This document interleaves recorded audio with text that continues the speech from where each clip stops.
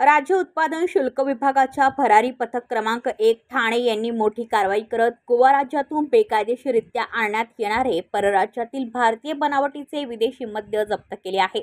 खारेगाव येथे गस्त घालत असताना ही कारवाई करण्यात आली। 3 सप्टेंबर रोजी सकाळी 6:30 वाजता खारेगाव ते ठाणेकडे जाणाऱ्या रस्त्यावर टाटा कंपनीचा चॉकलेटी रंगाचा 6 चाकी टेम्पो थांबवून तपासणी केली असता त्यामध्ये परराज्यातील 1400 बॉक्स विदेशी मद्य आढळून आले।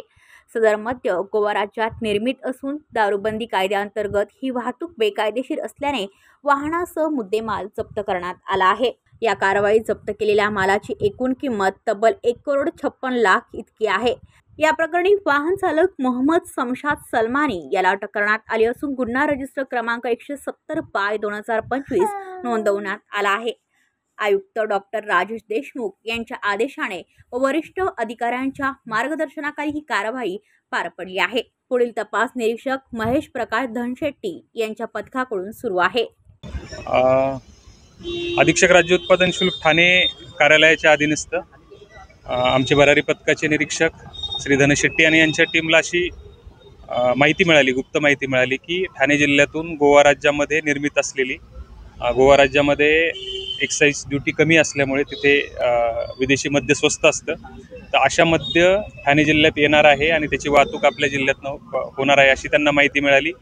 तर त्यांनी आज सकाळी 6 वाजण्याच्या सुमारास खारेगाव ते ठाणे या रस्त्यावरती एका संशयित वाहनाची तपासणी केली ट्रकची।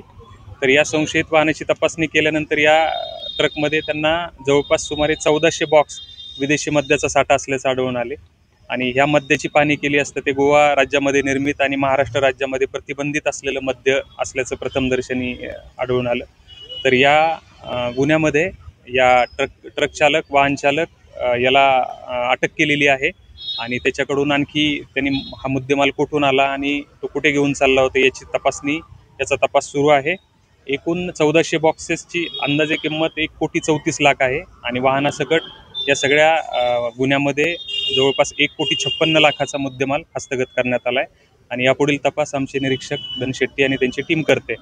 गेल्या वर्षभरामध्ये अधीक्षक राज्य उत्पादन शुल्क ठाणे विभागाने जवळपास परराज्यातील त्याच्यामध्ये गोवा असेल, दीव दमण असेल, डुप्लिकेट असेल, परराज्यातील स्कॉच असेल, परदेशातून आयात केलेली स्कॉच असेल, जवळपास 6 कोटीपेक्षा जास्त किमतीचा मुद्देमाल हस्तगत करण्यात आम्ही यशस्वी झालो आहे आणि यापुढे अशाच प्रकारची कार्यवाही राज्य उत्पादन शुल्क विभागाकडून सुरू होईल।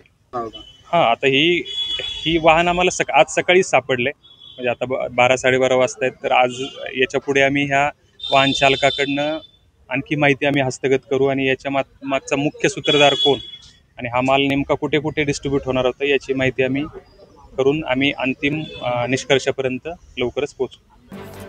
AM न्यूज आजच्या महाराष्ट्र न्यूज चॅनलला सबस्क्राईब करा, लाईक करा, कमेंट करा आणि बेल आयकॉनला प्रेस करा।